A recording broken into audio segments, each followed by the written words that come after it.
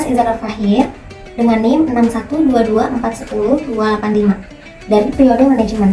Di sini saya akan menjelaskan tentang keimanan dan ketakwaan, konsep akhlak dalam agama Islam, dan kerukunan antar umat beragama. Nah, sebelumnya saya akan membacakan Quran Surat Al-Baqarah ayat 286.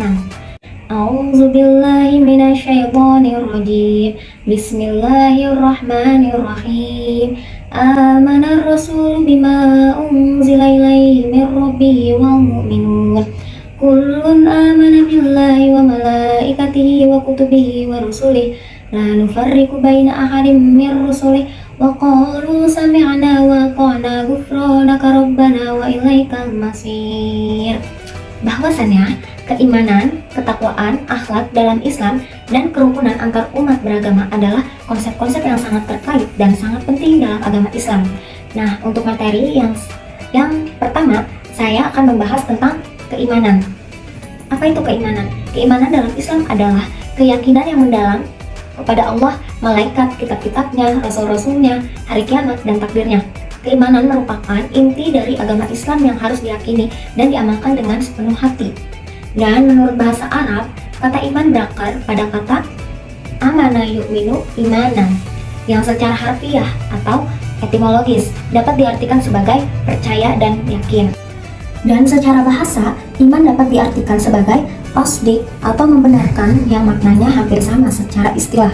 Dalam Islam, iman memiliki beberapa pengertian. Yang pertama, ada meyakini dengan sepenuh hati bahwa Allah Subhanahu wa Ta'ala adalah Rabb dan pemilik segala sesuatu. Yang kedua, keyakinan dan kepercayaan kepada Allah Subhanahu wa Ta'ala, nabi, kitab, dan sebagainya. Yang keempat, iman harus memenuhi 3 komponen, yaitu tasdiqu bil qalbi, wa iqraru bil lisan, wa arkanu bil a'mal. Yang artinya meyakini dengan hati, mengucapkan dengan lisan, merealisasikan keimanannya dalam segala aktivitas dan amal perbuatannya. Nah, contohnya, seseorang yang meyakini keesaan Allah dengan mengucapkan kalimat la ilaha illallah, maka harus disertai dengan pembuktian seperti mendirikan sholat fardu setiap hari.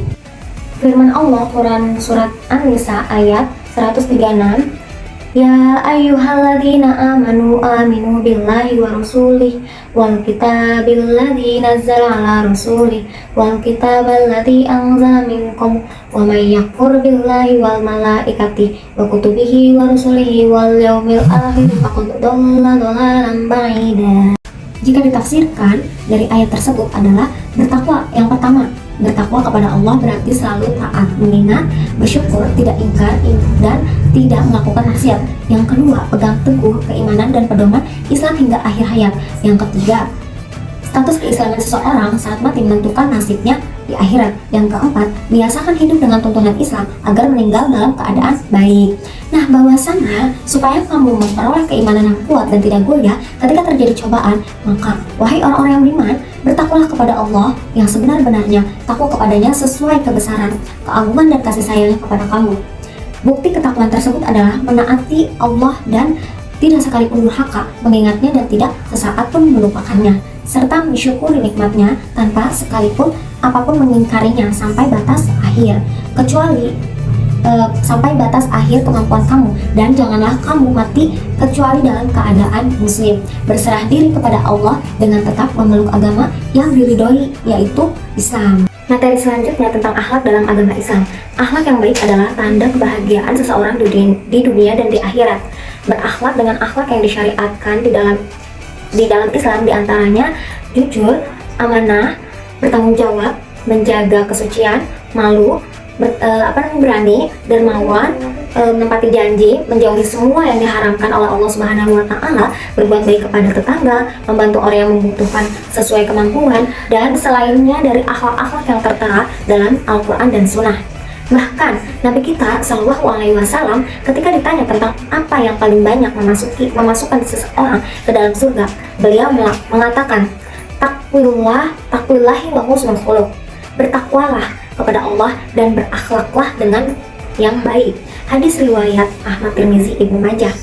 Dan bahwasannya orang yang memiliki akhlak paling mulia adalah Rasulullah SAW. Allah Subhanahu wa Ta'ala berfirman, Quran Surat Al-Qalam ayat 4 yang berbunyi, Wa innaka la'ala khuluqin 'adzim, yang artinya dan sesungguhnya engkau benar-benar berbudi pekerti yang luhur. Adapun beberapa keutamaan bagi seseorang yang memiliki akhlak mulia. Yang pertama, imannya sempurna. Yang kedua, derajatnya tinggi. Yang ketiga, paling dekat dengan Rasulullah SAW di hari kiamat. Nah, selanjutnya saya akan membahas materi yang terakhir, yaitu kerukunan antar umat beragama. Nah, apa sih tujuan dari kerukunan antar umat beragama? Nah, tujuannya itu adalah dapat meningkatkan toleransi dan pemahaman antar umat beragama. Dengan adanya kerukunan umat beragama, generasi muda dapat belajar untuk saling memahami dan menghargai perbedaan agama yang mereka panut.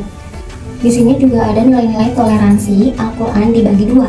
Yang pertama, toleransi kepada sesama muslim. Ini merupakan sebuah keniscayaan dan kewajiban wujud persaudaraan yang terikat oleh tali akidah yang sama. Kedua, toleransi kepada non-muslim. Terhadap non-muslim juga diperintahkan, karena Islam mengajarkan perdamaian baik terhadap muslim dan non-muslim. Konsep kerjasama dan toleransi hanya dalam kepentingan duniawi saja, tidak menyangkut kepentingan agama seperti akidah. Nah, Allah berfirman surat Quran ayat Quran Al-Kafirun ayat 6, lakum dinukum waliyadin, yang artinya untukmu agamamu dan untukku agamaku. Nah, intisari dari semua materi tersebut, kita sebagai seorang muslim harus mempunyai 3 komponen, yaitu tasdiqu bil qalbi, wa iqraru bil lisan, wa arkanu bil a'mal, yang artinya diyakini dengan hati, diucapkan dengan lisan, dan dilakukan dengan amal perbuatan. Mungkin itu saja sedikit ilmu yang saya sampaikan, karena ada pepatah yang mengatakan al ilmu bila amalin kasyajari bila samarin. Apabila ilmu tidak diamalkan bagaikan pohon tak berbuah. Wabillahi taufiq wal hidayah. Wassalamualaikum warahmatullahi wabarakatuh.